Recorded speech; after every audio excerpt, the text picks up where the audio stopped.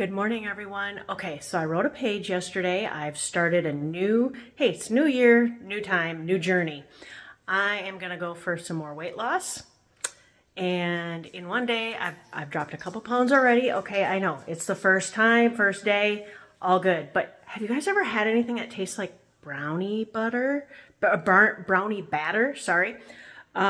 This stuff is thick like a brownie batter. And what's great is you can mix it in with coffee or whatever your caffeinated drink is in the morning. I prefer taking it, as they say, straight to the dome. So here we go.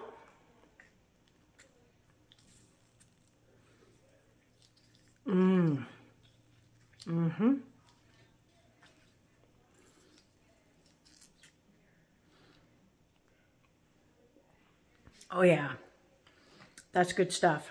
Now, I'm gonna follow it up with some of my chai tea. I don't do coffee, but my chai tea does have caffeine in it. So I now have a chai tea chaser.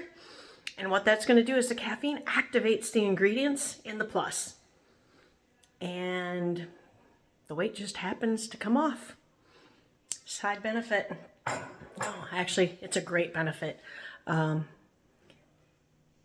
me.